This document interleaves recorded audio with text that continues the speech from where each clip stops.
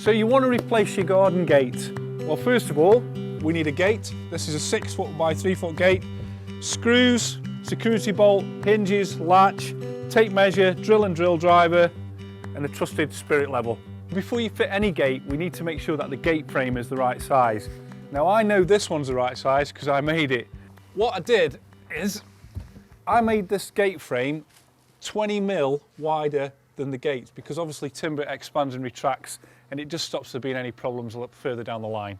So while we're on the subject of the gate frame, it's really important that the posts where the gate's going to go are perfectly level. And also I've added a piece of 2x1 batten, the thickness of the gate in both sides, to form a rebate. This will stop the gate from going too far. So what's next, I hear you ask? Well, firstly we need to fix the hinges to the gate. Now, where do these go? Now with this particular gate, this is what we call a frame gate, and these diagonals are what give it support. Now we're very lucky with this gate because it doesn't matter which side we put the hinges on. But if it's a gate with just one diagonal, the bottom of the diagonal piece of timber is the side the hinges go on. Right, so let's fit the hinges now, and we've gone for these Bloomer galvanised T-hinges. Galvanised means they're going to last a bit longer and they're not going to rust. But firstly, what I did is I found the centre of these pieces of timber here, and we're going to use 3 hinges on this gate because it's quite a large gate, just to give it a bit, make it a bit more robust.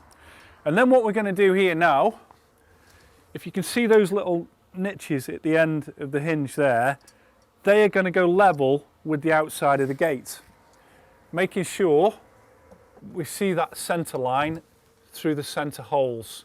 So let me get some screws, and we're going to be using these 25 by 4 mil screws. We're going to do this with all 3 hinges.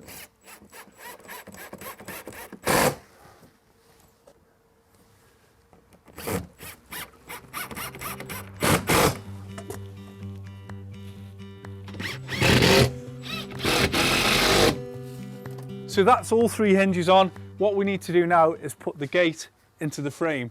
And what I'm going to use is, I'm going to use this 2x1 timber here to sit the gate onto, to make sure there's plenty of clearance underneath so there's no obstructions when it's opening and closing. So if I drop those down there like so, we put the gate into the frame, and then what we do is we make sure that the gate is evenly spaced, so we've got the same gap either side. We're going to put the screws in the hinges now, and a good tip here is not to put all the screws in every hinge. Just put a couple in each hinge until we're absolutely sure the gate's opening properly and it's all working fine.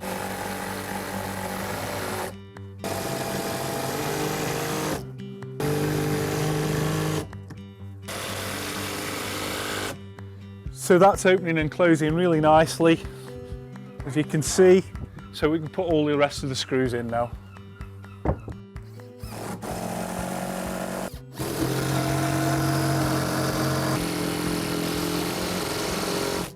So what we're going to do now, we're going to fit the gate latch, and we've chose this one.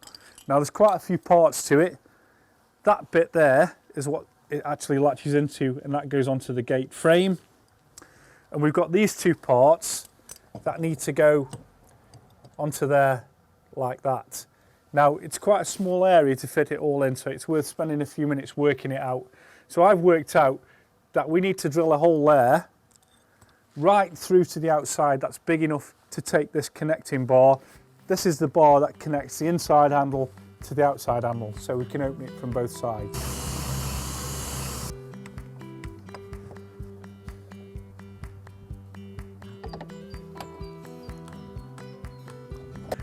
So that's the latch on, and for a bit of security we're going to put a chute bolt on, and we're going to fit this at the centre of the gate here. I've marked a centre line there. Now a good tip is you don't want to put it up here because somebody could put the hand over and undo it. So we've gone for there, nice and safe. Let's get it on.